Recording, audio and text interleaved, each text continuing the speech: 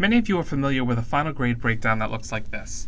You have a couple of groupings of assignments or activities that are worth a certain percent. You have something individually that's worth a large percent, like a final exam, and then something like participation or attendance that's also worth a certain percent. So how does this translate into the grade center? That would translate as a weighted column. But before you create your column, there are some things you have to set up before. As we saw, quizzes and homework are groupings of assignments. In my courses, those are called categories. So go to Manage and choose Categories. Here, you want to create a category for each of the groupings you have in your syllabus. So I'm going to create one called Quizzes and one called Homework.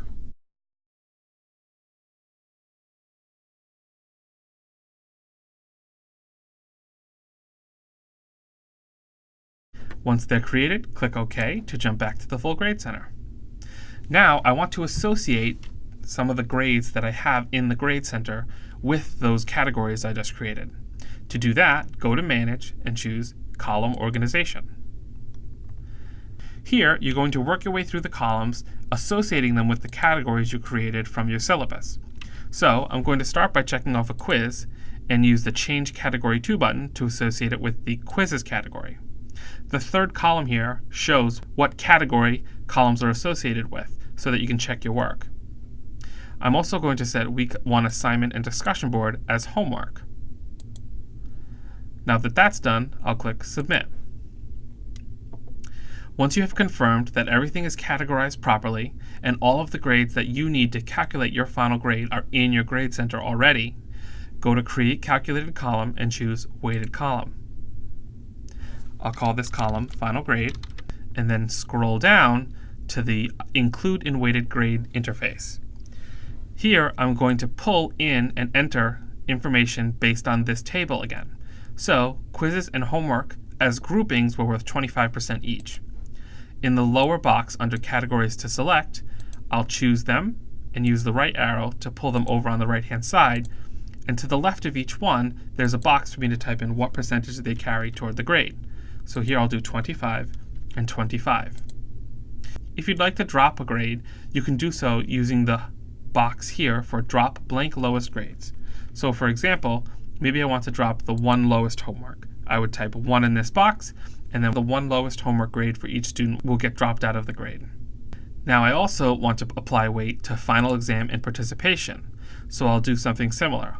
I'll click on final exam and use the right arrow to pull it over, and do the same thing for participation. So final exam was worth 40 and participation is worth 10. So I'll type in 40 and 10. The running total button underneath is going to be set to no. When you set running total to no, it will indicate to the math that anything students have not submitted and do not have a grade for should count against them as a 0.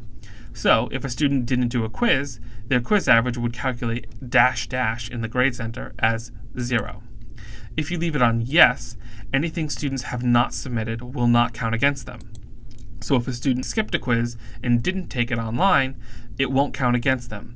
When you choose yes, their grades will be higher. When you choose no, their grades will be lower.